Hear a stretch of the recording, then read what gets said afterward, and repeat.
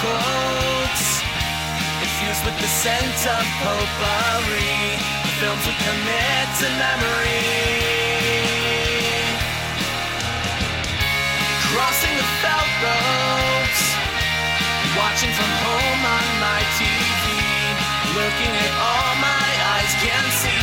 They tell me I view obsessively. Hello and welcome to The Obsessive Viewer. We're a weekly podcast that reviews one or two new release titles every episode with an occasional free-for-all segment at the end that we call Poopery.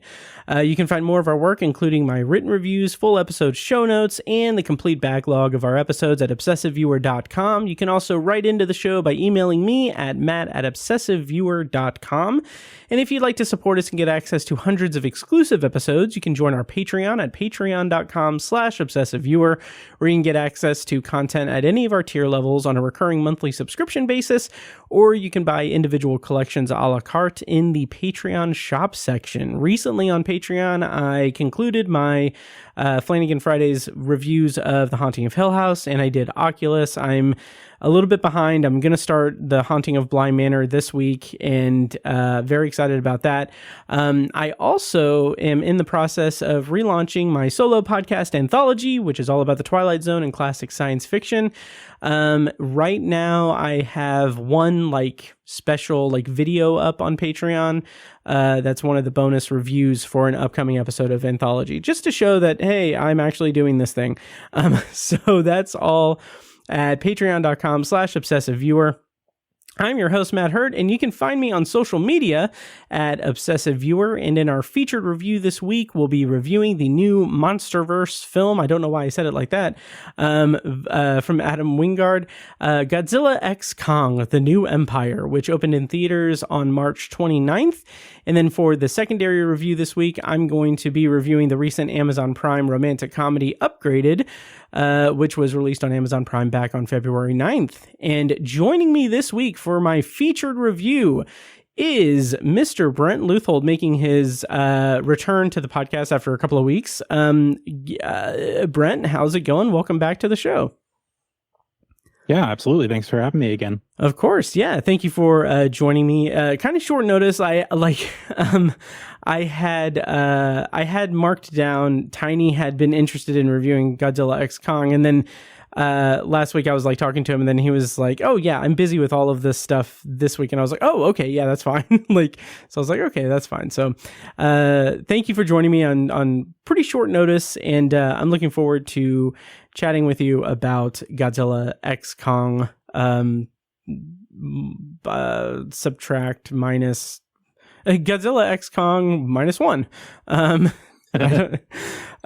Yeah. Okay. So it is Godzilla x Kong. It's not like Godzilla by Kong or Godzilla times Kong or anything, right? Yeah, I think it's just like Godzilla Kong: The New Empire. That's technically the way it's pronounced. Okay. You don't pronounce the X, but I know that's kind of weird. So I think if you have a title like that, I can't think of any other movie titles that are really like that with the X, meaning they're together, collaborating. So I think whatever you say kind of goes. Yeah. Well, we'll call it Godzilla x Kong. But before we get into all of that, I do want to give you the floor to let people know where they can find your work online. Awakeinthedark.com. I spoiled what you were about to say. And what you've got going on. What have you been up to recently over there? Yeah, I have written reviews of Godzilla, Godzilla Kong, Godzilla x Kong, whatever, the New Empire, and Immaculate. I did that last week as well. I guess we talked about Love Lies Bleeding, so that kind of is about as far back as it goes. Last time I said I was going to be doing something for Midwest Film Journal in April. I kind of got behind on things with work-life balance, so I'm not going to be doing that. Oh, that's too bad.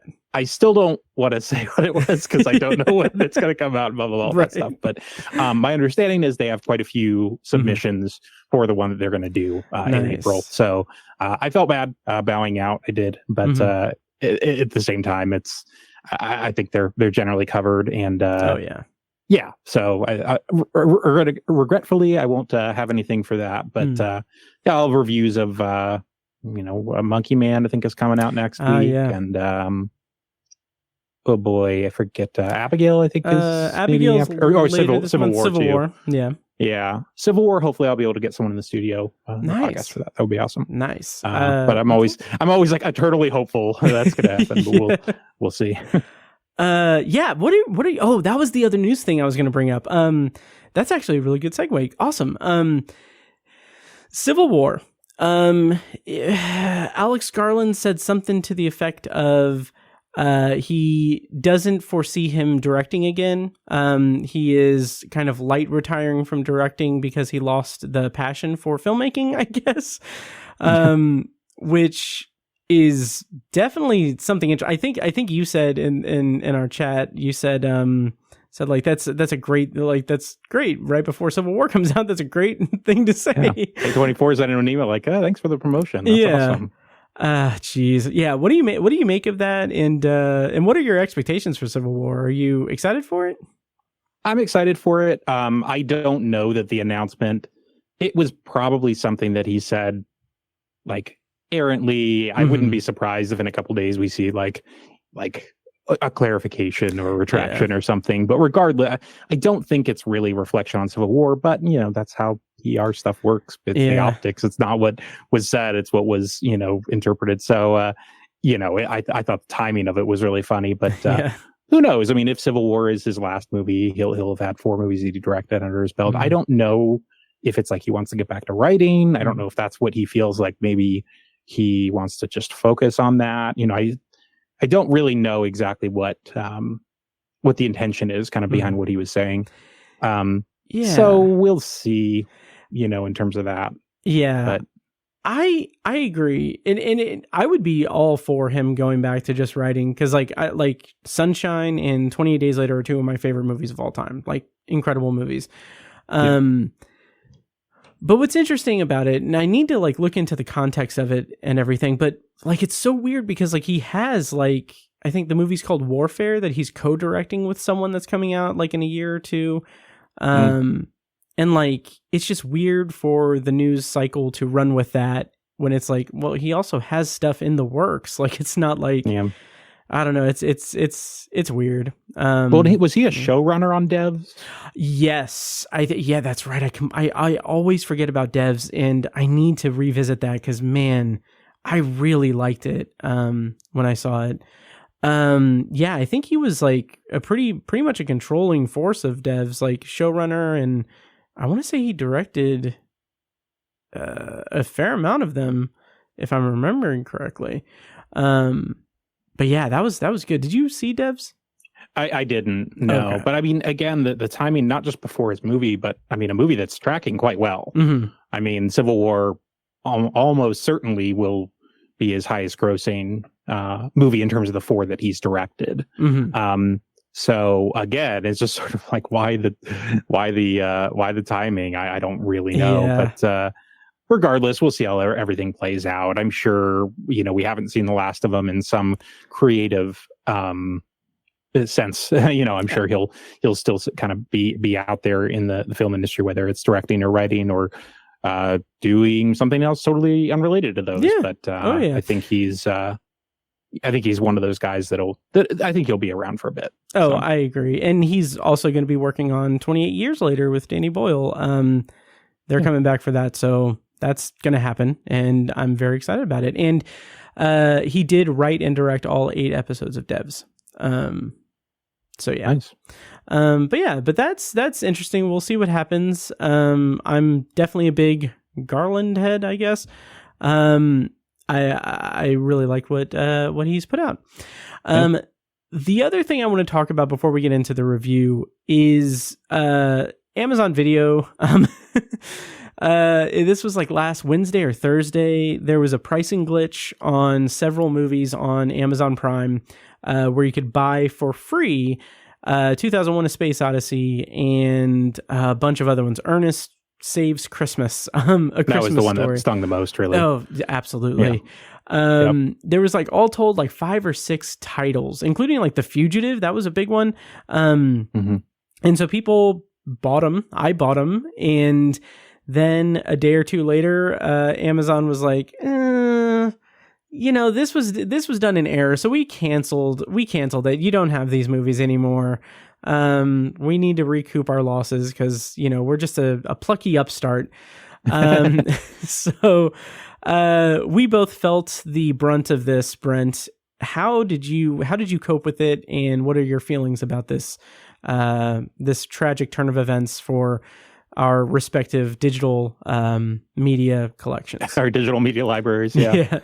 I'm still coping with it. One of them was A Christmas Story, which I already had, but then it was like the replacements, which I was even on the fence of even getting it, but I did because I haven't seen Gene Hackman in a new movie in a while. Sure, and that movie's like 20 years old, over 20 years old. But like You, Me, and Dupree, I didn't even pull the trigger on. Oh, I forgot that these were just such random movies. It wasn't one studio. Like I have no idea what actually happened, but regardless, I saw posts about it, and just taking a step back in terms of the context, this sort of stuff happens. Yeah. Like iTunes has this stuff happen.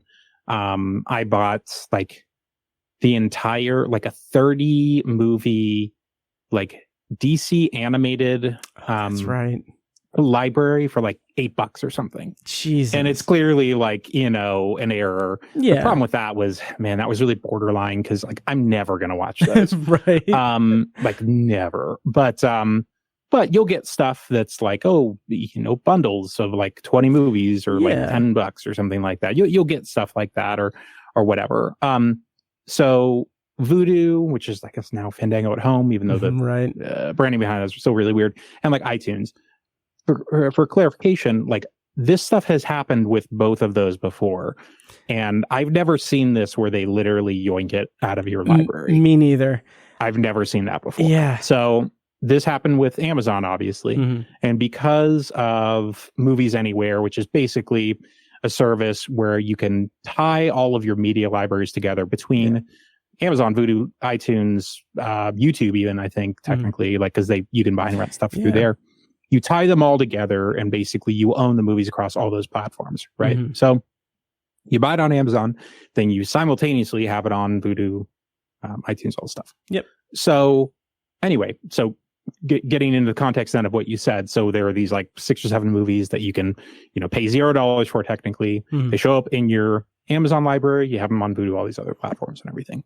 So I didn't really think much of it. You kind of just catch as catch can. You kind of shoot first, ask questions later when it comes to these kind of pricing errors, quite frankly. I mean, I'll call them what they are because that's what it is. Yep. And so that's what I did. And I was shocked, I think the day after, to find that they were gone from like my Vudu library and Amazon and like all those. And then I got an email from them maybe a couple days after saying like, regarding your order, like it was a pricing error and like we refunded you $0. It was of course such a generic thing. Yeah. And so, I mean, it's, I don't know. I've never seen it before where a company has literally just like yoinked it. I don't even know how they did that with Movies Anywhere. Yeah. It's really, I don't know. I want to say my assumption is that because I don't know anything about the technology of it or anything, but my assumption is that since it was purchased through Amazon, like that's the primary location of it. So like I would assume that it's like when you see it on like Vudu or Movies Anywhere or any of those other ones where it's linked to it from Amazon, my assumption is like you don't have like it's not like Vudu has given you the license for that. It's more like Amazon says like, oh, it's okay, so we'll match that or something. I don't know. I'm talking completely out of my ass, but what's crazy about that is that this, like you said, this has happened before with other retailers. This is stuff that has happened, but it's not been something that's been just completely yoinked from us. It's even happened with Amazon Prime. Like I still own a digital copy of The End of the Tour, with Jesse Eisenberg and Jason Segel. Jason Segel. Mm-hmm. Yeah, and I still own that. It was on sale for $0 once. I saw someone tweet about it, and I was like, oh, I'll buy it, sure. And I did, and it's still there. And it's just like, I don't know. It's just so weird. Like and I'm sure like with the way that the internet goes, like it's not anything that's going to rate too high in terms of the cultural conversation or anything, but it's like why not just take the loss? Like take the L, basically just eat the money that you lose over this amount of time that's people bought this, because it's Amazon. They can do that. Like they can afford that. I don't know. And again, like I don't have an inside track on any of this, obviously, but like Vudu, especially because I'm on there more. I'm not on iTunes, although me neither. The subreddits that I'm on, mainly just the Vudu subreddit, they'll post stuff for iTunes and then I'll do like movies anywhere. But like Vudu, I'm pretty sure I'm not saying all of them, but I'm pretty sure there have been some where they've done the pricing errors intentionally. Oh, really? To just basically get people on the platform. Huh. They kind of think it's like teaser rates for stuff, right? Yeah. Where it's things like, that Warner's or whatever it was. They had like a $20, 25 movie bundle. It's normally $199, and they had it for $19.99 basically. Oh, that's right. Jesus. So, with that stuff, I can't say for sure. I mean, you look at the movies like in a bundle like that. Personally, I think there's a lot of great picks, and sometimes I've seen pricing errors where I've been like, nah, I don't really care. I don't even really want it for like literally like $0 in some cases. Like I said, you, me, and Dupree. Sorry, I have nothing against Owen Wilson, but don't necessarily need to see his face every time my media library. Because that's the thing is like you can't really curate a lot of this stuff too. No. Like when it's in your library, it's actually kind of hard to get it out, and like you can't manage it like you would a computer. Anyway, all that to say that I'm somewhat selective even on pricing errors of stuff that I pick. Having said that, there's usually bundles more often than not. I'll sort of grab them. So, I mean, there have been two camps on this. It's one is the very like you didn't pay anything for it, nerd. Like it's like you don't be mad. It's like don't be upset that they took back their thing or whatever. Yeah, it's like okay, that's a school of thought. The other school of thought is like Amazon sucks. They whatever they should pay up. I'm definitely more in the second camp personally. Yeah. Same here. But it's to me more, whatever. It depending on, I mean, subjectively, whatever, you can be on whatever side. But on a more objective kind of just sort of like what was learned or whatever, for me, it's just a reminder that like you don't, the kind of conversations that you don't own the thing unless you have the disc. Yep. And even that, I mean, who even knows moving forward if physical media is you're gonna have to. You're going to have to check in with some DRM or something that's in real time. I don't even want to speak that into being, but regardless, you don't own it until you physically have it. So, it just brought that home to me. And for me, I mean, like it's really, I do not have a lot of movies on Vudu, or just like digital copies of things, however you want to say it. And the vast majority of stuff is either stuff that I'll get for free because it's $5. And if I have like a $5 promo, it's all, right there. Or, pricing errors. I mean, honestly, that makes up like 80 to 90% of what I own. Like I paid full price for like Tar and like The Zone of Interest because I just wanted to see them or, then I just wanted to have them, and those are, I mean, everyone's, it's like, even if I have standard def screeners for those, like I just want to have them, like whatever. Oh, absolutely. But like by and large, I don't pay like $20-25 for a digital license for stuff very often at all. Yeah, so. Me neither. The last time I spent really anything on Vudu was like that deal that you had referenced. I think it was like the Warner Brothers 100 years, whatever. Which that was an incredible deal. It was like what, like $19, I think, for a whole bunch of movies. And I was like, yeah, okay, cool. But like other than that, like I will basically only get digital copies if if I have that $5 promo from Fandango and it's on sale for $5. And that bundle that I referenced, that's the second time that's happened with a Warner's bundle of 25. So that's why, I mean, I'm not trying to turn this into a conspiracy podcast, Sure. but I mean, why wouldn't Warner's be able to kick in and say, hey, 24 hours, let's throw it at a totally bogus price. Yeah. See what we get. It would be really, like, I kind of wish that any retailer would have capitalized on it, or any distributor would have capitalized on it by being like, whoops, we accidentally set the price low. Why don't you guys go ahead and get this? Like, this hasn't, like, we won't take it away. We're not like greedy Amazon. We're not going to take it away. But yeah. Well, and Voodoo too. I mean, if you really think about it, like, let's see it from their perspective. Like, Voodoo's competing against iTunes and Amazon. So, like, they probably kicked in stuff too. Now, none of this matters to you and me as consumers, Yes. but whether it's, I mean, again, that's where I could see it as like Warner's and Voodoo, you know, working together and being like, you know, let's get some digital copies moved. You know?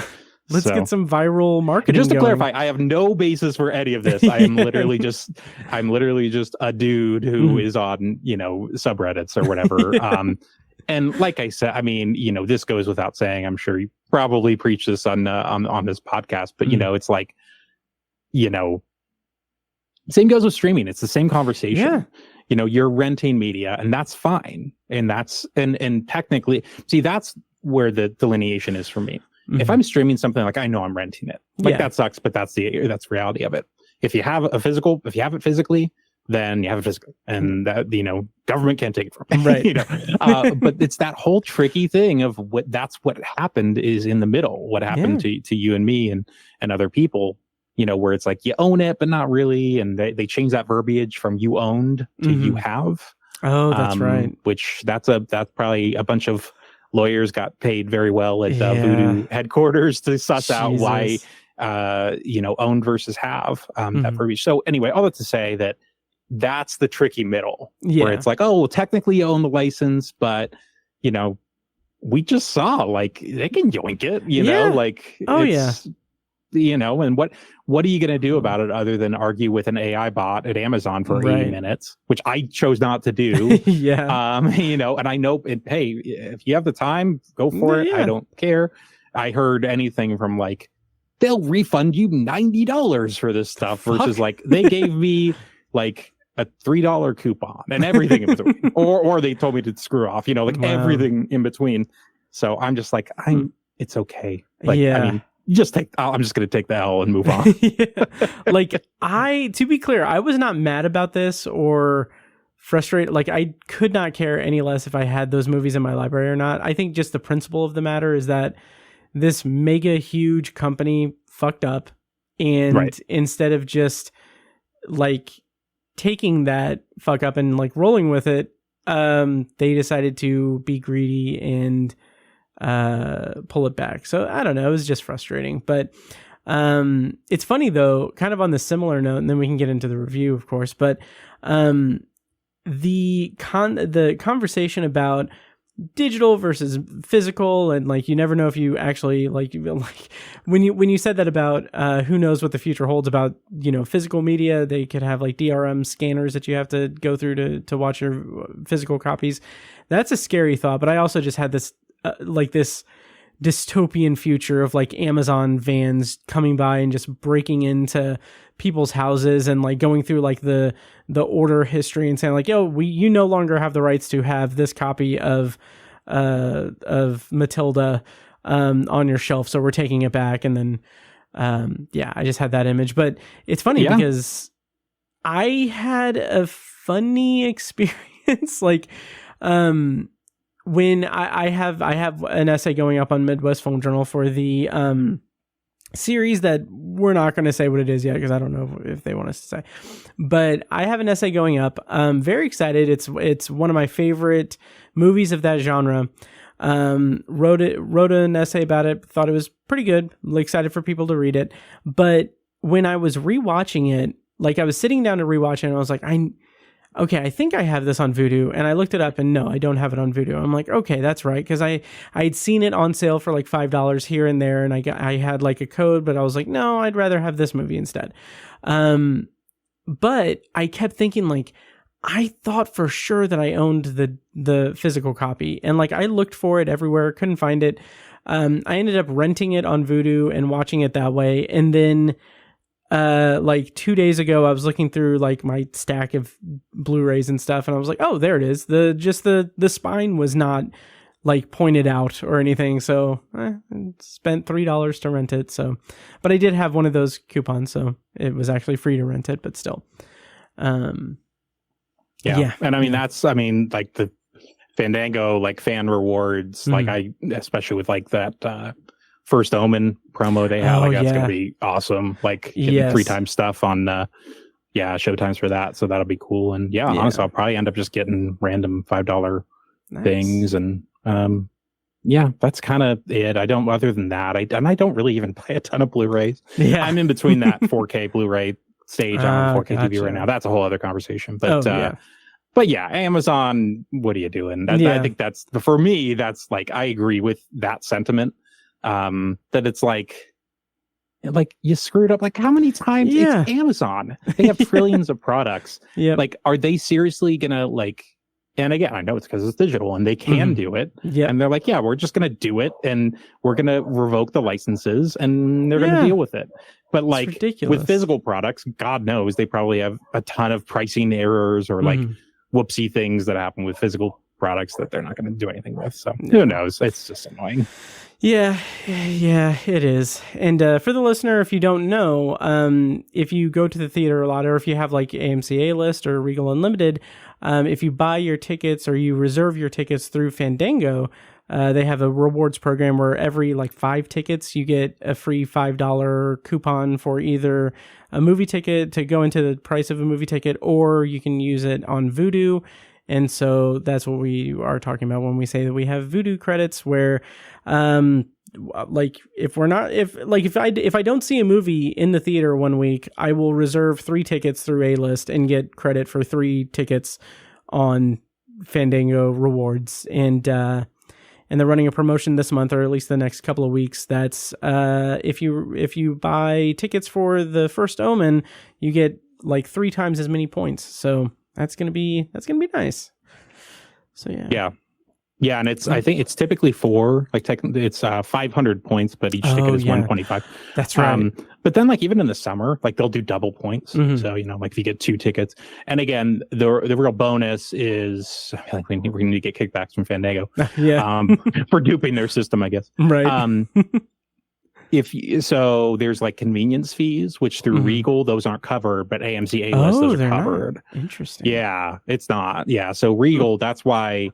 And like everything with Regal, that's kind of one of the reasons I chose AMC, because you can do everything through Fandango and it links up. With Regal, they want you to use their app. And they still charge like a 50-cent convenience fee even when you're using their app. Yeah, it's stuff like that I'm just like, I'll go to the AMC. It's closer to me. Yeah, I still go to the Regal too, but I know that it's like, they're gonna screw me on convenience fees and stuff. But they have recliners. yeah. I that's fair. I don't remember the last time I went to a Regal. But anyway, we're an A-List family here on Obsessive Viewer Podcast. Your entourage. Yes. But I thought there was another thing I was going to say about all of that, but who knows? Well, we can go into our review now. Are you ready to talk Godzilla X Kong: The New Empire? Let's do it. All right, awesome. So as is customary on the podcast, we're going to do a non-spoiler review followed by a spoiler review for Godzilla X Kong. To switch over to spoiler review, I will play a clip from the trailer. Check the show notes for timestamps to find ways to navigate around all of that.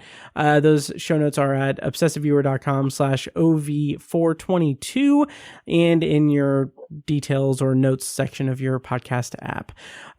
So here we go. Godzilla X Kong premiered in theaters March 29th. The premise, according to IMDb, is two ancient titans, Godzilla and Kong, clash in an epic battle as humans unravel their intertwined origins and connection to Skull Island's mysteries. Director was Adam Wingard, and writers were Terry Rossio, Simon Barrett, and Jeremy Slater. The movie stars Rebecca Hall, Brian Tyree Henry, Dan Stevens, Kaylee Hoddle, Alex Ferns, and Fela Chen. Now, Brent, before we get into our non-spoiler review, I just want to get your read on the MonsterVerse currently. So we've got Godzilla, Kong Skull Island, Godzilla King of the Monsters, Godzilla vs. Kong, and Monarch Legacy of Monsters. How many of these have you seen, and what's your position on it before going into Godzilla X Kong? I've seen all 5. I believe Godzilla came out on my 25th birthday. Nice. So saw that. I think I've seen all of them in theaters except Godzilla versus Kong, because that was 2021 and it premiered on Max. So I saw it there. Nice. But yeah, I think all the other ones I've seen in theaters. Yeah, honestly, I mean, I think it's ambitious. I mean, I sort of, looking back now, I have respect for what they tried to do in terms of the directors they tried to get for like Godzilla and Kong Skull Island and King of the Monsters. King of the Monsters is my favorite of the 5. I am not nearly as much of a Godzilla head as our friend Evan Dossi, of course, right. Who is by far the biggest Godzilla person that I know. By a large margin, yeah. And it's not even close. And I can't even think of a number 2. Yeah. So of the 5, I feel like that's the one that, I mean, as much as I can say got Godzilla right, but at least I think it got like the monster movie formula probably best of the 5 movies. This is King of the Monsters? King of the Monsters, okay. Yeah, which is technically the second like Godzilla movie in the MonsterVerse, and it's a standalone. Kong doesn't really have anything to do with that. There's, I think, a Monarch tie-in, but that's really it. But it's pretty much just him kind of going against the different titans, and it's a big kind of monster mash, but it's a lot of fun. I think that's the one that sort of, I don't know. I think Michael Dougherty, just got the formula right for that. And I mean, I looked back at the cast of that. The cast in that movie is insane. Even people that aren't in it very much. It's like insane how many big names they got for that movie. That is still like, it's still a Godzilla movie. So I mean, let's face it, like, some people typically are coming there for the human characters. Yeah, so. That's kind of where I'm at with that. Yeah, that's the one with Vera Farmiga. Yeah, Charles Dance, I think, is the bad guy, and that's right. It'd be like Sally Hawkins, and it's just like crazy, like just the amount of people. I mean, you could say, jeez. I mean, I did in my review, like overqualified cast for sure. So yeah. But anyway, so yeah, overall, I would say I generally like it. I think it's an experiment in kind of what a monster movie franchise can be. Yeah, I think. So. I agree. I'm not too hot on all the movies, really. And I should ask, did you ever see Monarch on Apple TV Plus? I have not seen Monarch, and I think there is an animated series on Netflix about Skull Island that I have not seen either. I didn't know that. So, yeah. I have seen all the movies. I haven't seen Monarch. I've been pretty hot and cold on this franchise.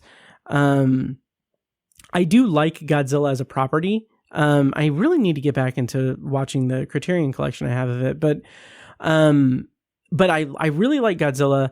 These movies just feel very inferior to the Godzilla movies that I've seen. But I've kind of turned a corner. It's interesting because the first Godzilla of this iteration of it came out in 2014, and then we got Kong Skull Island in 2017, and then King of the Monsters 2019, and Godzilla vs. Kong in 2021. What I found myself thinking while rewatching Godzilla vs. Kong,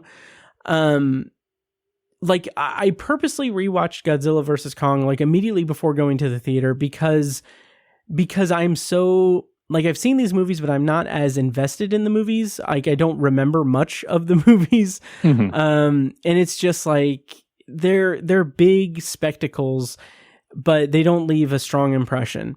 But when rewatching Godzilla vs. Kong, I was just like, it's interesting that here over the last 4 or 5 years or so, there has been a shift in blockbuster filmmaking and big tentpole releases in that comic book movies have waned considerably.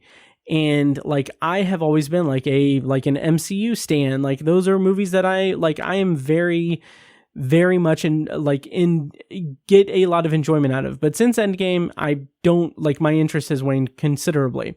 So there is like this void with me with big spectacle, sci-fi leaning, big blockbuster spectacles. And when rewatching Godzilla vs. Kong, I was like, yeah, I'm kind of into this, like more so than I was before, like when I first saw it, because it is filling that void.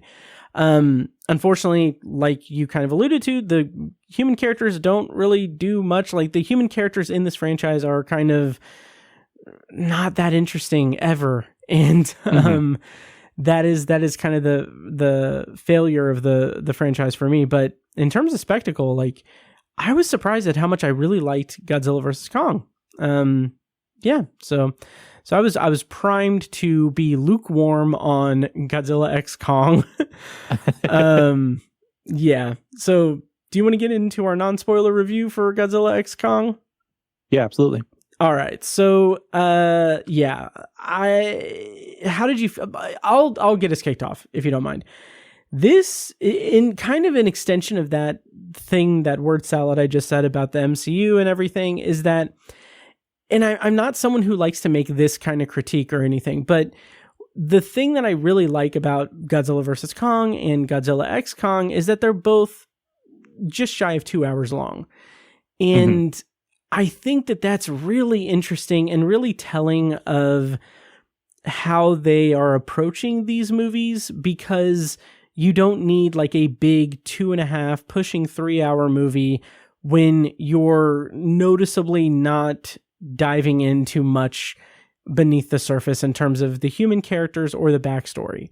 And I shouldn't say that, because in Godzilla X Kong, they do dive into that a little bit, but it for me, it was more showing why they don't usually dive into that, because it was very kind of boring. And that's kind of my transition into saying that I thought that the first hour and a half of this movie was kind of a slog. There was some good stuff here and there, but it really kind of tried my patience. And then when we got to the big climactic battle sequence, it really felt like it didn't pay off the boredom I had in the first couple acts. That's kind of like my blanket statement about Godzilla X Kong. How'd you feel about the movie, non-spoilers? Yeah, I liked it a little more than Godzilla vs. Kong, but nice. I still don't think it's just not up to where, it's just not, this and Godzilla vs. Kong just aren't as good as they could be. I think this is the experiment that they're sort of trying in terms of just like team up cinema, which of course, like the MCU influences everything, and there's always universes and cinema, and that's fine, and like there's nothing wrong with that. But fundamentally, I just don't really think that. I'm not saying that Godzilla and Kong can't be in a movie together. I just don't. I think they've tried twice and it hasn't quite worked either time. Yeah. What I said in my Godzilla versus Kong review, I actually feel even more vindicated watching this movie, watching Godzilla X Kong, because I had said that they needed to do another Kong movie, another standalone Kong movie, to make their kind of universes make sense together. Yeah. And I think for me, like Godzilla versus Kong is just sort of like, I don't really think they allow those to mesh. And it's very much a ballistic X versus Sever sort of situation where it's not really X versus Sever for a lot of that movie. And same for like Godzilla versus Kong. It's Godzilla and Kong versus Mechagodzilla, spoiler alert for Godzilla versus Kong. Towards the end, it's like, oh, okay, they have their differences, and even in Godzilla X Kong, they still fight. But it's something brings them together, which we get into spoilers. But regardless, I honestly still think that like after King of the Monsters, they should have done a Kong standalone. Yeah. And what this is basically that the structure of Godzilla X Kong is, you know, you have the humans, they're doing their thing. You have Godzilla, he's doing his thing.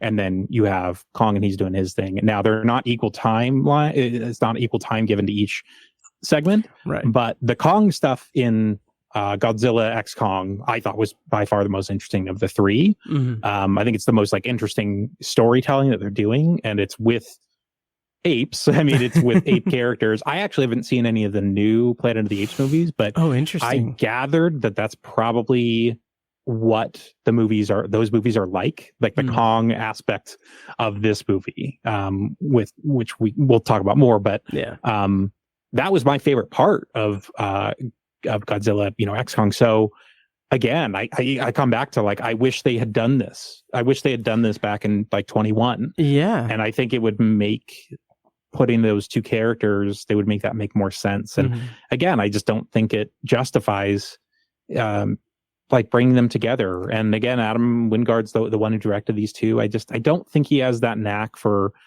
juggling these stories on this level. Oh, definitely not. Definitely not. Yeah. And yeah, that is such a good point about there needing to be a Kong movie in between these last two movies, because the first half of this movie basically is a Kong movie. And like the way that Godzilla vs. Kong ends, it ends in such a way that like it leaves it open for a Kong standalone movie. Like it's right there, Kong, Hollow Earth. Like you have the movie right there. The tagline now is like, learn how he got a toothache. And it's eating just too much like, candy. Yeah. It's basically an inside. His hands look like this, so my hands can look like that. Exactly. But yeah, that's the tagline. Yeah. But like, I was invested in that, and I thought it was interesting in this movie. But you have like so much more focus on Kong, and then you get like basically interstitials of Godzilla on like his own little road trip going to get like radiation for, you know, purposes that happen in the third act. And like the balance of that doesn't work for me, like you kind of said. But also I would have liked a standalone Kong movie, but I would have liked a standalone Kong movie not directed by Adam Wingard, because I feel like there was, and this could have been just me, a noticeable like misinterpretation of the scale of Kong and the other apes in the movie. Like there was, maybe it was because so much of it took place in Hollow Earth and the subterranean realm and what have you. But like, I never really latched on to what, like how big he is and how big these creatures are. Right. And that kind of just felt a little bit like it just lacked an immersion for me that I would have liked to have in this movie. Yeah, well, like if you go back to Skull Island, like that's a movie where it is the Kong that we would think of that is batting down helicopters. Yes. And like there's that, you know, Apocalypse Now homage of, you know, him in front of like the sunset. And like, you're right, there's so much more scale and like whatever, like magnitude, all of his actions were in this. Yeah, it's in Hollow Earth, which that's the whole thing about Hollow Earth is like, I can't get the sense of like, if it's supposed to be like magical and but regardless, it's like, you're right, like the scale is totally off. Like the villain in this movie, you know, we'll talk about is like, it doesn't seem like he should put it, he would stand a chance against Kong. Oh no, not at all. In terms of his size. Yeah. But like he does, and yeah, he has some help, but like it physically, it just makes no sense proportion wise. So yeah. And even like his introduction was like in a pretty darkly lit set, and like that also kind of muddied the scale and how we perceive the size of these creatures. And it just equaled a bad time for me. Like it just it really kind of took me out of the movie several times. And it's funny because I came into this movie wanting to be like invested in it and like coming at it with like a newfound or renewed appreciation for Godzilla X Kong, thinking like, man, okay, this is gonna be cool. Like I forgot that I was that interested in the last movie. And another reason why I was interested in that last movie that I found just sorely missing in this was the like color palette of Godzilla versus Kong. It's very vibrant and colorful, and like it was gorgeous. And like here we get a lot of foliage and like not a lot of colorful, like mesmerizing cinematography in this, and that was a huge letdown for me.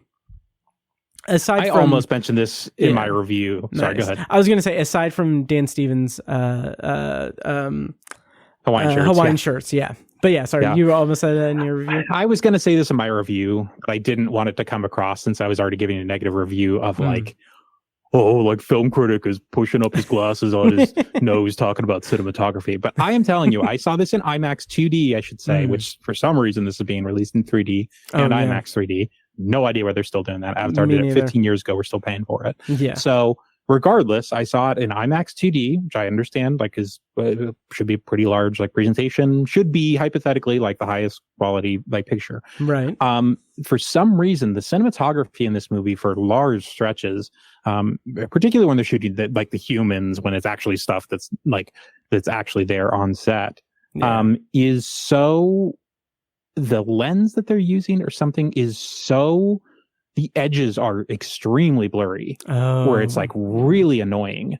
And so, they'll shift focus from one character to the other in the background, foreground, something like that. And it's like, I swear to God, it's like literally like almost nauseating. Jeez. And I don't know why. I assume that's a stylist choice. Don't really know. But I did not enjoy it. And what I don't know is if that had to do with making the 3D like pop, if that's part of the choice.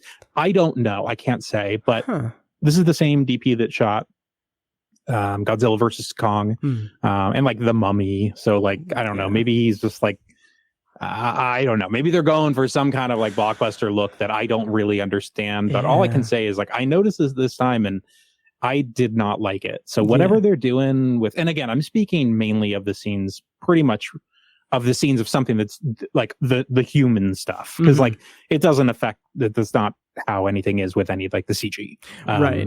And I'll say the visual effects in this I thought were great. As far as I can tell, I thought they were pretty solid. I agree with you about the scale. I do agree there, but I would say like everything that looks cool is supposed to look cool. Yeah. for lack of a better way of putting it. At least I thought so. Yeah, I'll agree with you there. And there's also a lot of different like creatures and designs in that, which is it's fine. That's where I saw some like little blemishes of CGI there, but it's and I'm going to kind of speak a little bit out of my scope in that, like, I know that with big blockbuster CGI fests like this, there is the ever-present volume that that Marvel Studios just uses as a crutch. And like in moments in this movie where we see like big wide vistas of Hollow Earth or the subterranean realm and like the different locations, I thought like, it's noticeable. It's still noticeable that this is all just on like the volume, but like I don't mind it. Like here, it's when it's in like the freaking quantum realm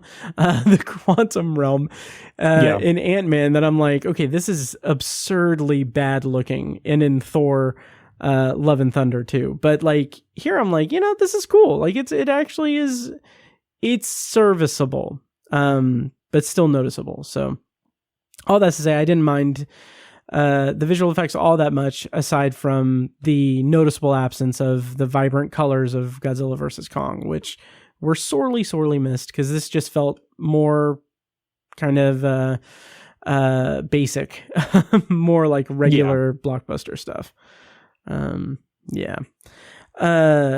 how did you feel about the human characters in this movie? I like in particular the return of Rebecca Hall and Kayla Hoddle, and also Brian Tyree Henry, and the new inclusion of Dan Stevens.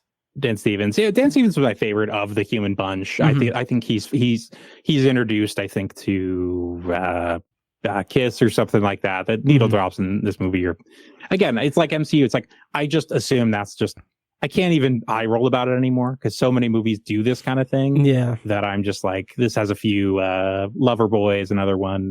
They do Day After Day is in later on this movie, the Badfinger tune. Anyway, there's like all these needle drops. Anyway, he's like in this helicopter and it's like I Was Made for Loving You, the Kiss song or whatever, and like he's having a good time, and I did like that. I will say that Wingard connection, I like him being in The Guest 10 years ago, which is Wingard's one of his earlier movies.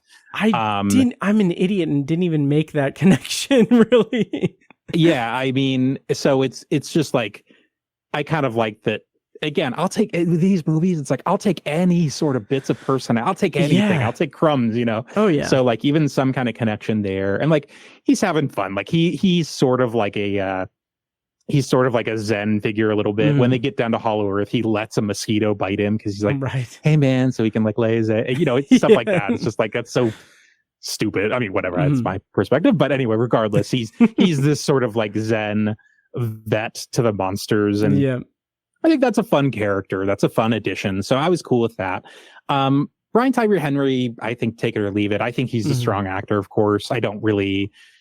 He's a conspiracy podcaster. So whatever, he's sort of comic relief. I think they tried to take him a little more seriously in this movie because he has a little more to do, but that's whatever. I thought the stuff with Rebecca Hall and what was her name? Kaylee Hoddle. You said the Hoddle, the deaf girl who's she like communes with Skull Island and then with like the Iwi tribe and stuff. I think they're fine characters. I thought they were good in Godzilla versus Kong. I like their relationship because that's a carryover from Skull Island, and like Rebecca Hall's character is like her kind of surrogate mom, and I still like their characters this time around. The dialogue is so bad between them. Like, and that really goes for any of the human characters in this. It's just like, what do they do that like thing? It's like, I'm with you, you're with me. And it's like, okay, like there's just nothing engaging about any of this dialogue. And again, I know these sound like stupid complaints for like a monster movie, but like, I'm telling you, you can see the best of them, and there's good stuff in this realm, even in writing and how you set up the circumstances. I mean, this stuff matters. Absolutely. Whether people think it does or not, when you're seeing a movie like this. So yeah, I mean, again, if I can say anything, I suppose that I liked actually in comparison to Godzilla versus Kong, where like Kyle Chandler shows up for like 4 seconds. He's like laughably small a role in that movie. He's a holdover from King of the Monsters in that movie. Here, like they have a more streamlined cast, which I think actually probably helped the budget. So I honestly think that's fine. Quite frankly, I think you only really need about 4 or 5 people to go down to Hollow Earth and do the thing. And I don't think it's a problem with the cast. I really do just think it's a problem with just none of the writing's good in this movie. I mean, let's just call it what it is. Absolutely. So. And like, you don't need deep, rich characters for the humans, because that's not what audiences are coming to. And like, also, as evidenced by Godzilla -1, Toho's doing the character, like the human character stuff in circles, like around what, Warner Brothers and Legendary. That didn't have a cast that was like, all these big A-list stars. I mean, even in Japan, it's like, that's not the point of that movie, but it's still full of really strong performances. So, I mean, if anything, I guess I'm glad that this is such a terrible, cynical thing to say. But like, I'm glad it saved him some money. I mean, to be honest, like you don't like. That's why I kind of like King of the Monsters. I mean, I did like that. In a way, it's such a weird thing to say. Like, it's fun to see so many familiar faces in a movie like that. Yeah. But all that to say, like, you don't need it for this sort of movie either. And it's sort of take it or leave it for me with Godzilla, X Kong this time around. Yeah, I agree, and I just wish that the the actual Godzilla and Kong stuff was better, like better demonstrated and not as pushed aside, not pushed aside, but as competing with the human stories. Because like, yeah, the like you said, it is pretty much streamlined because we have a very small group of characters, but I still felt like the writing for them was lacking, and it was really trying my patience. Brian Tyree Henry, I think, was better than he was in Godzilla vs. Kong because it is a little bit more taking it a little bit more serious, but he's not necessarily like the punchline of the movie, like the fact that he's a podcaster or has any kind of internet relevance.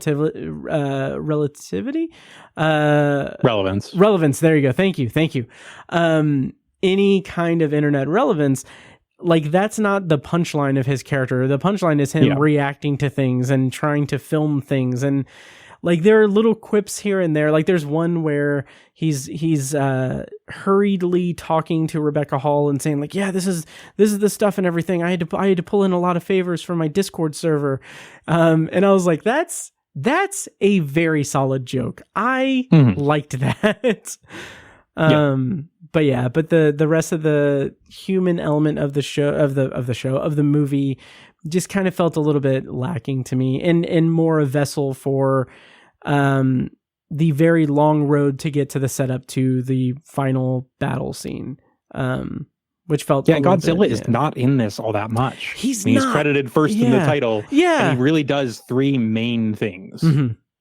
Yeah, he does, and like that is also probably why it's not as colorful and unique and cool looking as Godzilla vs. Kong, because we get some cool color stuff with him, but like even when we'll talk about that in spoilers. But anyway, do you want to kind of dive into spoilers? I know we're going a little bit over our time. Let's go for it. Okay, yeah. So we are going to go into spoilers for Godzilla X Kong. Before we do that, Brent, what did you rate it on Letterboxd, and where can people find you online and in your reviews? I gave this 2.5 out of 5. I do think it's technically, a bit of a step up from Godzilla versus Kong, but I still I'm kind of underwhelmed by these two specific ones. I think that honestly, King of the Monsters, like I probably should have rated that a little higher because like in hindsight, it feels like that movie, like, but again, that's standalone. So it's sort of a different thing, but I think they still have a ways to go in figuring out how all of these creatures can really play together, but slightly better than. I mean, if you like Godzilla versus Kong, you'll almost certainly like this. Oh yeah, I would say that. So yeah, I'll agree with you there. I rated it slightly lower than you. I rated it 2 stars. Just the road to the finale was too cumbersome, and it had a lot of things that just didn't really work all that well for me, which I'll talk about in spoilers. One in particular that just kind of felt a little bit, whatever. But as far as the humans are concerned, like there were some solid stuff there. Dan Stevens definitely stands out as he is the more just happy-go-lucky or the fun character. And like that also felt a little tropey to me, so that felt also a little bit like they didn't try hard enough with that. But he's having a blast, which I really appreciate because I like Dan Stevens. But I gave it 2 stars. And where can people find you online? awakeinthedark.com is the best way. That has all my written work, podcast stuff, and all the social media stuff. Nice. All right. Well, we are going to go into spoilers for Godzilla X Kong, The New Empire. If you want to navigate away from that, to go to the secondary review, check the show notes for the timestamps to navigate around that. Those can also be found at obsessiveviewer.com/OV422. Now I'm going to play a clip from the trailer. When we come back, we're going to be spoiling Godzilla X Kong.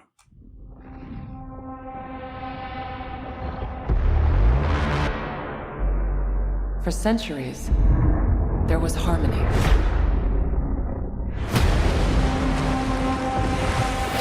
The Titans were the guardians of nature, and the great apes became the protectors of humanity.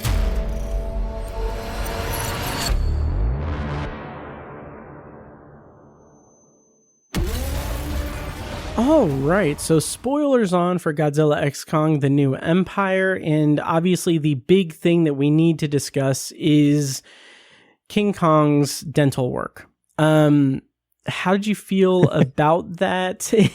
And also the themes of bullying that are explored in this with the Scar King, yeah, laughing derisively at our his Kong. dental work. Yeah. It's so that whole thing, like the whole thing in the Hollow Earth, I do think is interesting. I think Scar King is a terrible name for a villain. Sorry if that's canon to Kong. I mean, whatever. Right? Either way, I don't care if that's a character name that goes back 50, 60 years. It's a bad character name. Regardless, I think that's an interesting character. I thought his build, like he looks a lot lankier. Like he looks kind of like, I don't know. He doesn't seem like he would put up an actual fight with Kong. What he's able to do with Shimo and the Arctic Blast and everything hurts his arm. Like, I get that. But like even before, like it's kind of like Batman and Joker in Dark Knight. It's like, it seems like 2 punches and the Joker will be like totally done. So anyway, so this is where I was kind of getting the Planet of the Apes stuff. And again, I have not seen these new movies, but I, just familiar just generally with them in the zeitgeist. And I really like the way Scar King is presented with the kind of the bones that are almost like his regalia. It's almost like a sash, like you'd see on a general. So I thought that was super cool. And then the way he's able to use it, like is a whip almost. And then I know the control-y psychic skull for, crystal or whatever for Shimo, whatever he's doing to controls it with pain is all we really hear about that. So that whole thing was cool. I just like, the stuff with like the mini Kong. I looked up his name from my review, but I forget what it was. It's something cutesy.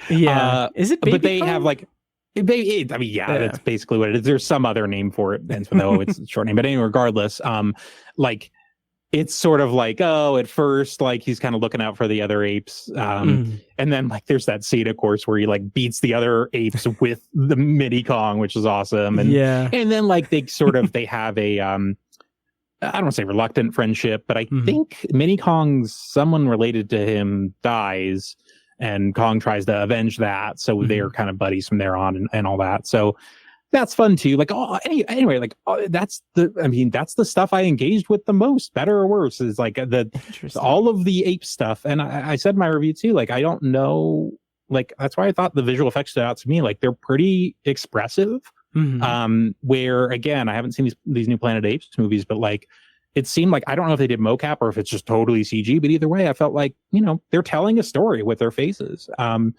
So anyway, I like that stuff the most. I thought those were the most, like, Scar King, Mini Kong, all that stuff. Like, they, to me, were more interesting than pretty much any of the human characters, anything they were doing.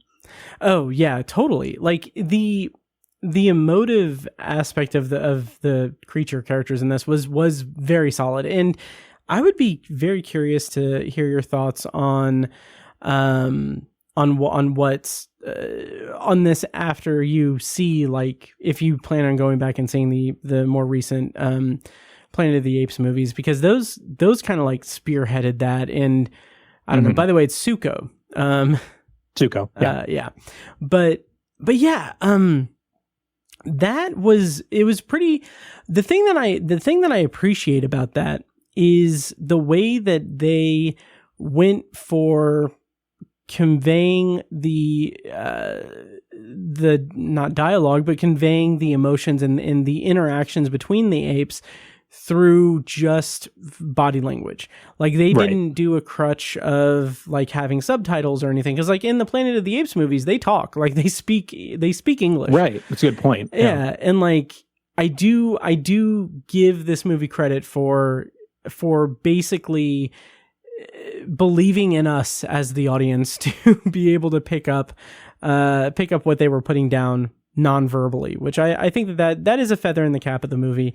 Even if that whole segment, like the majority of the movie was stuff that didn't really resonate with me all that much, I was glad that I could at least follow it and make that determination that it doesn't work for me, rather than being kind of lost in the shuffle or being like just completely disengaged by it. So I do think it's a feather in their cap for that, a feather in their mocap.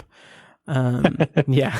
Yeah, I mean, that's where I kind of say, like, I mean, how much did Adam Wingard really have to do with like the storytelling Right. decisions? I mean, that's so I kind of have to credit like the VFX. I think all the people that worked specifically on those scenes. Of course, any of the stuff with Godzilla with Destroyer or Mothra. I mean, there's a whole bunch of visual effects here that are quite wonderful. But I think specifically that aspect that kept me in the movie pathos wise for like a lot of it. So.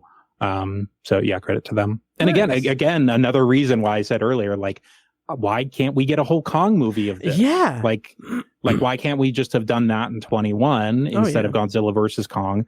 Do one other, like, just do a standalone Kong thing and then have your meetup. And then and maybe it never would have worked. Maybe the meetup thing, because I don't think either of these have really worked in terms of the Godzilla with Kong, against Kong, any of that stuff. I don't really think it's worked, but at least it would have been nice to get one more standalone Kong movie, because I did like Skull Island. Yo, me too.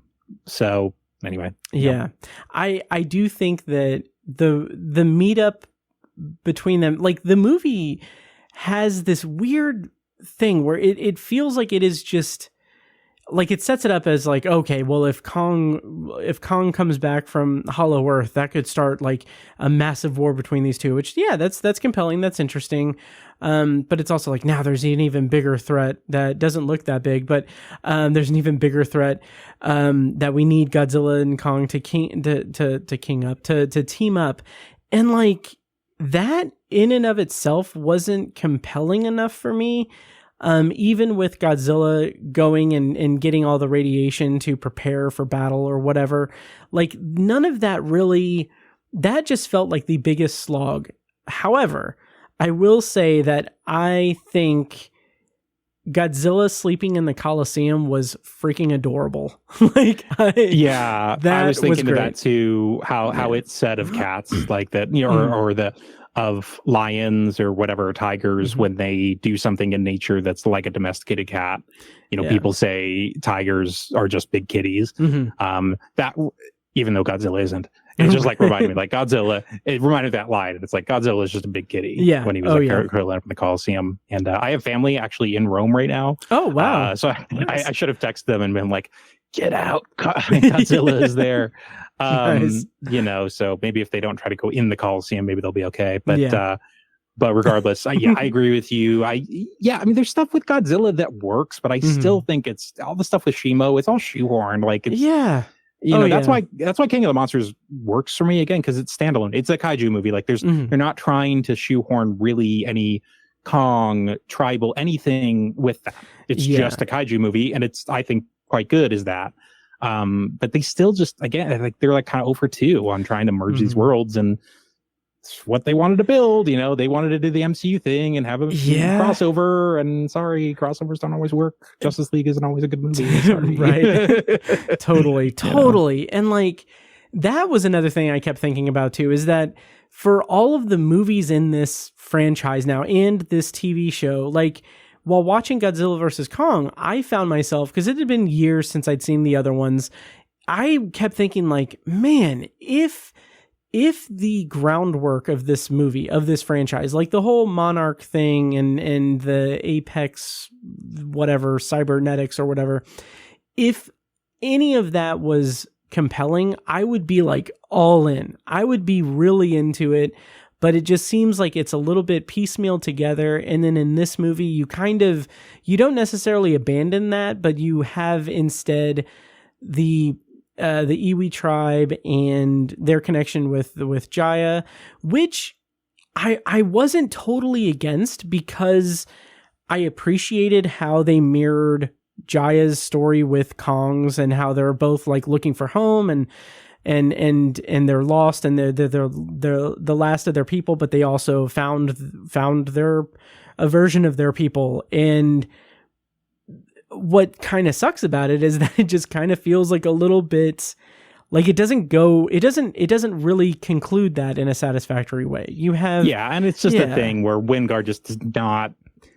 It's just sort of lip service. Like he wants to sort of tell all this stuff, but it's not really about like bringing it together to be a meaningful story. It's just sort of throwing all this stuff out there, and that's why. I mean, look, I've liked some stuff Adam Wingard has done in the past. I love You're Next, and I think The Guest is really solid. Kind of genre mashup sort of thing.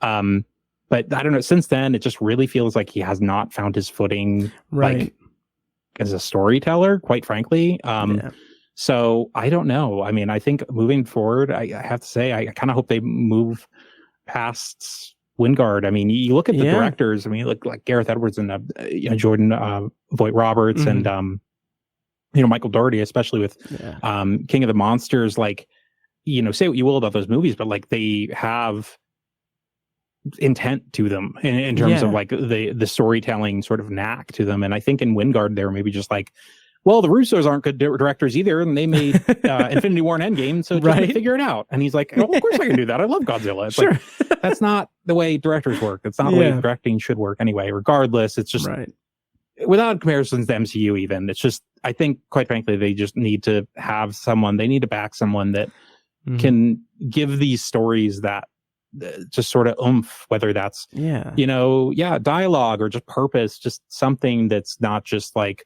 oh well, monsters are going to fight in the third act, doesn't matter what happens before that. It's like it does though, like it does.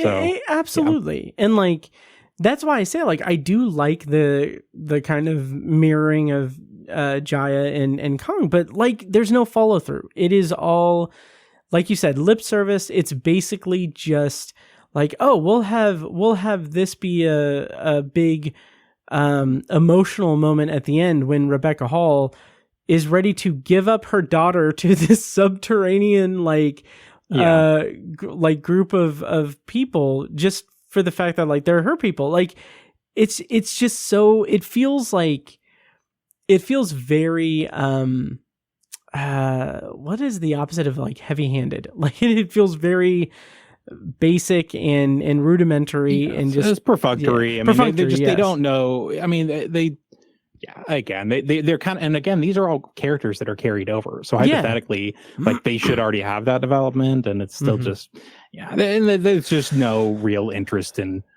furthering that story with them. So it's just like I said, that's kind of my hope for these is whether they do Godzilla Kong mashup again, that's fine, but just have someone that can actually put these two worlds together in a way that makes sense, because they just don't for me in this one and Godzilla versus Kong.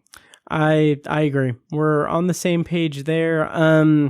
Final thoughts. What did you think of the very like immediate Deus Ex Machina of the arm thing? Oh, the beasts. Beast glove or whatever, right? The acronym that they didn't even say in the movie. Oh yeah. It was cute. Remind me of Pacific Rim with the elbow rockets and stuff. So again, like that's kind of a kaiju thing. So like again, it's whatever. Like I think on the next try they'll who knows, they'll get some of that stuff right and kind of make it make sense. Again, I watched a ton of promos for this because I was watching March Madness this past weekend, and they advertised the crap out of this movie. Wow. And like, it's obvious, like we know that they're gonna, like, we know the third act, we know what to expect, and it is fun. And that's all they're gonna advertise, of course, and that's fine. But again, I don't think it's too much to ask more of these movies. Right. Totally agree. Any final thoughts on Godzilla x Kong equals friendship? No, I don't think so. I think you could do worse with monster movies, but again, like I said, you could do better. Yep. I agree. The final thing I'll say is, and I forgot to mention it before, is the pilot thing, like him getting eaten by a tree, like that was fun for Brian Tyree Henry's reaction, but like the whole time I was thinking like, oh wow, this is wild, because like now they don't have a way to get back, and it's like that's not a part of the movie at all. Like it's just like Dan Stevens flies the thing and it's all set. I'm like, you could have had like a a compelling like human element to it, and have that be a bit of propulsive tension, but they didn't. They left it in the Oh my God, I do have one other thing to say because I have a diseased brain. So there's that sequence of like 3 minutes where the pilot gets eaten like very quickly. And then I think Brian Tyree Henry, I don't remember the exact details, he kind of freaks out. And then Dan Stevens like kind of hugs him in his like Zen way or whatever. And the story beats reminded me of Tropic Thunder. I don't think it's intentional at all. But it did remind me of like, what do you mean, you people? You know, like, because it doesn't have anything to do with that in the movie, but just the sequence of events where in Tropic Thunder, Steve Coogan's character like lands on the mine or whatever, and then they have to figure out what they're doing. Right. And then like, and it's so stupid. I shouldn't even have mentioned that, but I just was thinking of it. And then I was thinking, I don't know. I was thinking that Dan Stevens was going to start quoting the theme song from the Jeffersons. No idea why I thought of any of this. There is no chance Adam Wingard was trying to reference that movie, but that's my last thing to say. Nice. It has nothing to do with anything. Nice.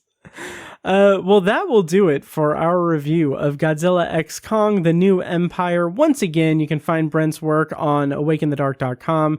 Also, all the socials. I have links in the show notes, of course. And follow him on Letterboxd, whatever his Letterboxd username is. It's just Awake in the Dark for Letterboxd. There we go. But once again, all that's in the show notes of the episode. Brent, thank you so much for joining me for this review. Any parting thoughts before you leave and leave me to my secondary review of Upgraded? No, you're going to get an upgrade here in the second half, so enjoy it. Don't butter them up too much, because I don't know how much I'm going to have to say about this movie. But not that it's bad, but I'll get to it. You guys will hear it. So anyway, thank you so much, Brent. We'll bid adieu to you, and we are going to go into my secondary review here momentarily. And of course, before we get into our secondary review, I just want to give a quick reminder that if you like the show, please take a moment to subscribe, rate, and review it on whatever app you use, and share our episodes on social media to help get the word out about the show. Now, on to the secondary review. Tell me I view obsessively. Look at that. This is actually a depiction of a swan. But what do you see? What do you feel?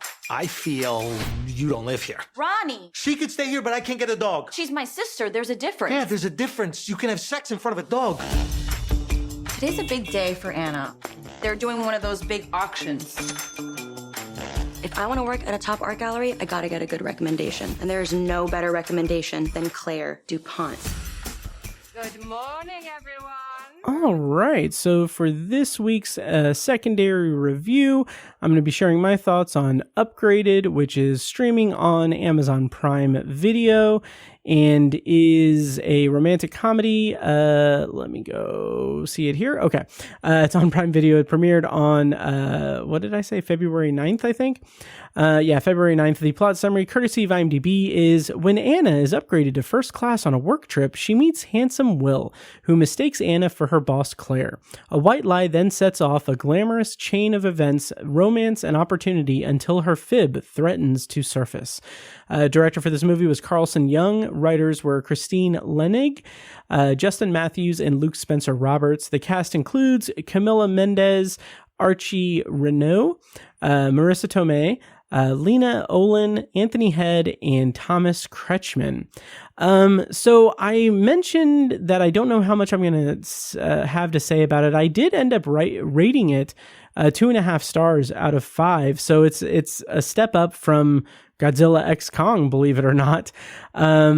Which is surprising. Now that I'm probably going to talk myself into a 2-star review of this, because I don't know if there's enough things memorable about it. So on Letterboxd, I wrote, the movie doesn't go too hard into the white lie spiraling out of control trope, and for that, I'm surprisingly pretty thankful. It gives way to some decent chemistry between the two leads and lets their charm shine through. It's still pretty cliche and low maintenance as far as rom-coms go. Funny enough, this would make for a really solid airplane movie, which that last line is my attempt at what the kids call humor. No, it does feel like it is this type of movie that could be very much easily consumed on a plane. Like, slightly distracted, you have other things on your mind, your destination, and it's an inoffensive rom-com. It is kind of the opposite of the Netflix rom-com I reviewed last month or in February, Players. This is an inoffensive rom-com in that it takes this trope. It takes this trope of two people who are like, it's an opposites attract scenario where one of them thinks the other is someone that they're not. And not even that he thinks that she's someone that she's not. It's more so that she tells him that she is someone she's not. So like she tells him that she is like the head of whatever in the art gallery world. And what I appreciate about it, as I said in the Letterboxd review, is that this movie doesn't harp on that. There isn't zany stunts to keep up appearances or keep up the lie. Like, the premise of the movie is basically the work trip is she goes to London, and while she's in London, her boss, played by Marissa Tomei, is whisked away to Rome, I think. So she and Clara's, I think that was her name, right? She and her bosses, or it might have just been Clara. I can't click back. Claire, it was Claire. So she and Claire's other assistants are working together to basically get the ball rolling on this high profile art auction from some art dealers or art owners in London. And along the way, she meets and falls for Archie Renault's character, William. They meet on the plane. And it's a typical meet cute. They bump into each other and she spills coffee on him. And it's very much the indicator of the opposites attract thing, or the two people of two different social statuses. Because the beginning of the movie is basically the beginning of the trailer, is basically the opening scene of the movie, where we learn that Anna is living with her sister and brother-in-law. Her brother-in-law is very much agitated and ready for her to leave. And she is just trying to make ends meet. Her goal, her wish, her dream is to become an art dealer and have her own art gallery, which feels like a perfunctory, cliched sort of rom-com thing that's like, okay, we need all of the set pieces, or we need all of the hallmarks of a romantic comedy. We need to have a woman who is not satisfied with her job, who is looking to get ahead in her job, and has aspirations outside of her job, or to excel in the workforce of her industry. But she has like a boss that's domineering. And this is where I am going to struggle a little bit with talking about it, because Claire, as a character played by Marissa Tomei, she's great. She does this goofy accent that I don't remember if it ever pays off. Like, it feels like the movie introduces her and she has like this, I think, Italian accent. And then like there's a line of dialogue where I thought it was implying that, or maybe I just invented this in my mind, but I thought it was implying that like, oh, she's lying about her accent. She's not actually like Italian. She's just putting on airs. I honestly don't remember if that's resolved at all, but I just assumed that it would be because it's Marissa Tomei. I didn't know, because Marissa Tomei doesn't have an accent. I thought that they were just playing that up. But regardless, it does feel very much like a cliched domineering boss story. Like, I saw it was either a Letterboxd review or it might have been a review on the IMDb page for it, but like the headline of it was "The Devil Wears Old Navy." And I thought that was freaking hilarious. Like, I thought that was more entertaining reading that headline for a review of this movie than the entirety of the movie. Because it is very apt. It is very much like a discount Devil Wears Prada. Granted, I say that with an asterisk because I haven't seen The Devil Wears Prada, but I know I'm talking in terms of the overall plot of and the vibe of The Devil Wears Prada. It feels very much like it is influenced by that and a discount version of that at that. Plus that whole aspect, the biggest gripe I have for it, and probably the reason why I will waffle between 2 stars and 2.5 stars, is that the resolution of the lie and the way that the lie comes into play and comes to light, like there are very much there are hallmarks of the romantic comedy genre. There are conventions of the genre that should be adhered to, and here it just feels like they don't, as much as they don't rely on the drama of her lie to propel the story forward. Instead, it is more of a conventional meet cute between Anna and William, and it's her basically ingratiating herself in his family as they get to know each other deeper. And then there's also a lot of stuff with the auction that she's in London to do, that she's in London to help facilitate. And the way that those storylines kind of convalesce or coalesce and dovetail together is pretty satisfying from a dramatic standpoint, but it doesn't feel like it has the dramatic oomph that it should. In fact, when we get to kind of the end run of the the movie, toward the end of the episode, when we get like what should have been the scene where William is confronting Anna and telling her like, hey, you lied to me, you did this, like they should have had a big blow up scene. That's played for a misdirect in a comic beat that doesn't land, because it is basically giving the movie a little bit of leeway away from having to deal with the drama of that. So I did think that the performances were pretty solid, I guess. For the movie it was pretty solid in terms of the performances. Camila Mendes did do a good job portraying Anna, even if the script wasn't really there for her or didn't really do much for her or give her much room to really dive into the classic rom-com tropes and things that make this type of movie work really well for me, particularly. So I don't know. I'm one of the reasons why I was a little bit hesitant to review this movie. I was kind of wondering maybe I should pick another movie for the secondary review, but I pushed through and I'm doing this. But like one of the reasons why was because I don't think this movie is very memorable. I'm not going to really think about it after I finish recording this episode. So it is what it is. So, I guess I can kind of cut it down there now. I will say that Anthony Head, playing Julian Marks, he plays this artist who faked his death and as a means to get better sales on his artwork. I wanted more of him in the movie. He is kind of that cliched kind of big personality comic relief character. I wanted more of his character and his arc in the movie. I wanted him to have an arc in the movie instead of just being comic relief. I just wish that there was more to his character. So that is a non-spoiler secondary review for Upgraded. Once again, it is streaming on Amazon Prime Video.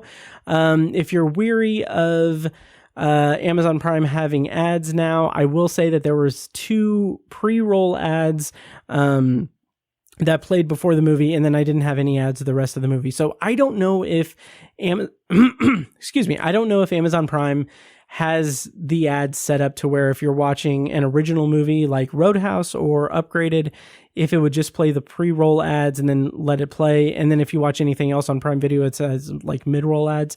I don't know. I haven't watched anything on Amazon Prime that's not an Amazon Prime original. But if you are hesitant of that because of the ads, I saw it was 60 seconds of ads at the beginning of the movie, and then it was smooth sailing from the rest of that. So anyway, once again, that's on Amazon Prime Video. Let me know what you thought of Upgraded. I'm not going to do a potpourri section for this episode because I haven't really watched that much of anything really in addition to all of this, but I will have more stuff next week, of course. So that'll do it for this week's episode of The Obsessive Viewer. As always, thank you so much for listening. And thank you to Brent for joining me for the primary review. Once again, check out his work at awakeinthedark.com and at Awake in the Dark on Letterboxd. And make sure to follow this show, The Obsessive Viewer, on social media and subscribe to the podcast on your preferred podcast app. Also, check out Obsessive Viewer Podcast's other shows, Tower Junkies, a Stephen King podcast hosted by Tiny and myself, and Anthology, the Twilight Zone and classic sci-fi podcast hosted by me, which is going to be making a return very, very soon. Can't wait. I'm going to start playing myself out. So check out those shows. Also, more information at obsessiveviewer.com/podcasts. Next week on the show, I'm going to be reviewing Dev Patel's directorial debut, Monkey Man. And the secondary review will be for the documentary Girls State, which is going to be on Apple TV Plus on April 5th. So until then, thank you guys so much for listening, and I'll see you next week. And now, enjoy this short clip from a recent Patreon exclusive episode. For the full episode and more Patreon exclusive content, sign up at patreon.com/obsessiveviewer. Stanley Tucci is not in the movie that much. He's in the beginning of the movie, and then the entire movie is them trying to get into the city to confront him over this letter. So basically, he bookends the movie. He's in the beginning. We don't see him until the end. When we see him at the end, and when he and Eliza have that confrontation, like, Hope Davis does a great job throughout the entire movie. She's fantastic throughout the entire movie. Stanley Tucci is freaking amazing in this movie. His performance at the end of the movie is just wonderful, absolutely wonderful. And it does this really great thing where the movie basically creates this villain character in Lewis. Throughout the entire movie, we are billing him as a villain. We are expecting Eliza to go confront him and then just like have like an empowering moment where she comes out ahead and everything is all good after the confrontation. And there's some of that. Thank you for listening to the Obsessive Viewer podcast. This episode was produced and edited by me, Matt Hurt. If you have feedback, thoughts on our episodes, or just want to connect, you can email me at matt@obsessiveviewer.com. For more information on this show, including a full archive of our episodes and show notes, visit obsessiveviewer.com. And if you enjoyed the show, please give us a follow on social media and subscribe to us on your podcast app of choice so you never miss an episode. Also, consider rating and reviewing the show on Apple Podcasts, Spotify, and Audible to help increase our visibility and grow our community. If you want to support the show and get early access to new episodes, as well as a steady stream of exclusive episodes, you can join our Patreon at patreon.com/obsessiveviewer. For information on more podcasts presented by obsessiveviewer.com, visit obsessiveviewer.com/podcasts. Our theme song is A Little Mad Sometimes by As Good As It Gets. For more of their music, check them out on Spotify and at asgoodasitgetsmusic.com. Thank you so much for listening, and we'll see you in the next episode.